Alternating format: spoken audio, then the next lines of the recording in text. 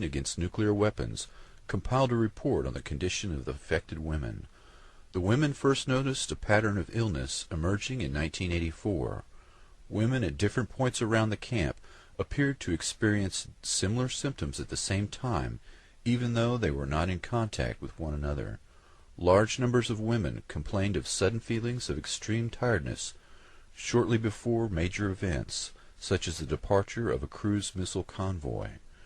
Readings taken with a wide-range signal strength meter showed marked increases in the background signal level near one of the women's camps at the time they claimed to be experiencing ill effects, including vertigo, retinal bleeding, burnt face even at night, nausea, sleep disturbances, palpitations, loss of concentration, loss of memory, disorientation, severe headaches, temporary paralysis, faulty speech coordination, irritability, and a sense of panic in non-panic situations, and in one case, a circulatory failure that required emergency treatment.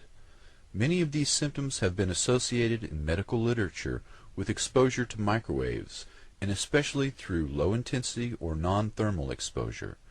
These effects have been reviewed by Dr. Robert Becker, twice nominated for the Nobel Prize and a specialist in electromagnetic effects.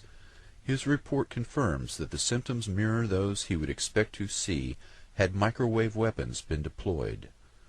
British defense officials have denied any form of electronic signal was being used against the protesters.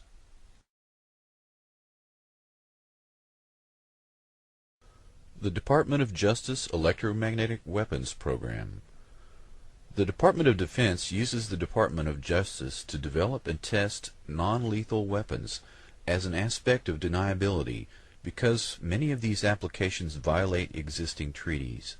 By using the Department of Justice and classifying these programs as crowd control, they are able to avoid scrutiny and can violate the spirit of the law without technically being in violation of international treaties.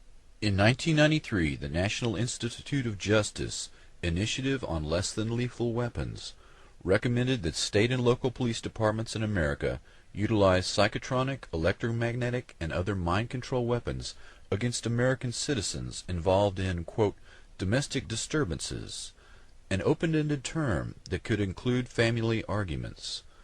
The report said, quote, short-term research will be completed to adopt a military technology to use by domestic law enforcement, including laser, microwave, and electromagnetic weapons, unquote. The Washington Post reported, quote, the Pentagon and the DOJ have agreed to share state-of-the-art military technology with civilian law enforcement agencies, including exotic non-lethal weapons, unquote. This new approach to law enforcement was showcased in a 3-day secret conference on non-lethal weaponry at the Applied Physics Laboratory at Johns Hopkins University in Maryland. The conference head was Colonel John B. Alexander, Program Manager for Non-Lethal Psychotronic Defense, Los Alamos National Laboratory. Attending the meeting was Attorney General Janet Reno, military weapons specialists, and representatives from state and local police departments. Subjects included radio frequency weapons, high-powered microwave technology, acoustic technology, voice synthesis, and application of extreme frequency electromagnetic fields to non-lethal weapons. Question about some of the technology that you're developing to fight the war on terror, specifically directed energy and high-powered microwave technology. When do you envision that you can weaponize that type of technology? Goodness, it is in, for the most part, the kinds of things you're talking about are in varying early stages. Do you have anything you'd add? I don't think I would add much. I think they are in early stages and probably not ready for employment at this point. But you sound like you're willing to experiment with it. I think that's the point, and I think, and we have, I think, from the beginning of this conflict, I think General Franks has been very open to looking at new things if there are new things available, and has been been willing to put them into the fight even before they've been fully wrung out. And I think that's not referring to these two particular cases of directed energy or high-powered microwave, but sure.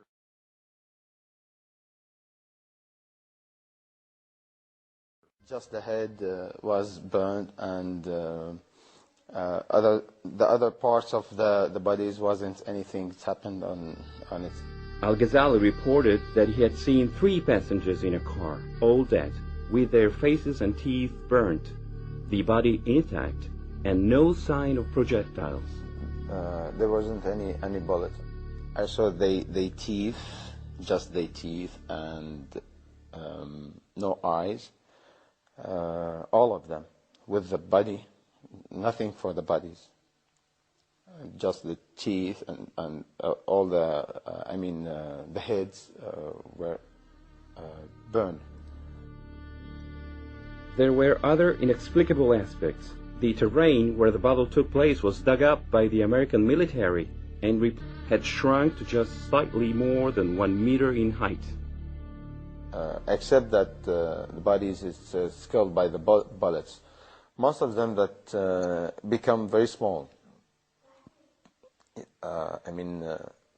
It's like that, something like that.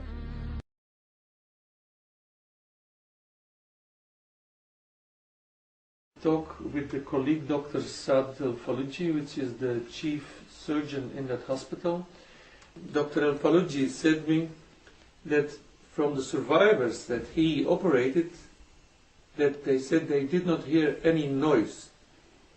So there was no explosion to hear, no metal fragments or shrapnels or bullets in the bodies. So they themselves were thinking of some strange kinds of weapon which they did not know. No gunshot wounds? No. I don't know what it was really. We are here 10 surgeons. We couldn't decide what was the weapon which been hit this car. But inside the bodies you did not discover ordinary bullets? All of them we didn't find bullets. Yeah. We didn't find bullets. But most of the injured people been dead, so they took them immediately to the refrigerator. We couldn't dissect and see. But those who are alive, we couldn't find any kind of shells. We didn't find shells inside their body. Outside, it seems to be a new weapon. It seems a new weapon. They try to do experiments on our civilian. We don't know what was. Nobody can identify what the type of this was. 26 in the past. About 20 of them. Some of them have no head. The head being cut. Some of them, the arms, the legs. The only one who didn't injure was the driver. And really, I don't know how he reached our hospital. Because one arm was in his lap. One head beside him. It was a very, very strange, horrible thing. In the roof of the car, there was part of the body's momentum, intestine, brains. Yes, all parts of the body. It was a miserable, very, very, very, very miserable. Before. Do you have idea with what kind of weapons they attacked that bus? The bus, we didn't know what kind of weapon would be hit. Really, what we saw, cut arms, cut legs, cut head, abdomen, open abdomen.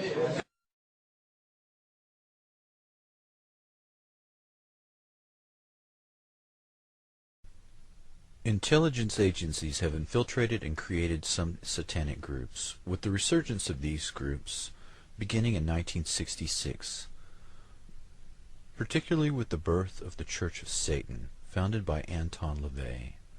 LaVey studied criminology in San Francisco and worked in the San Francisco Police Department Crime Lab.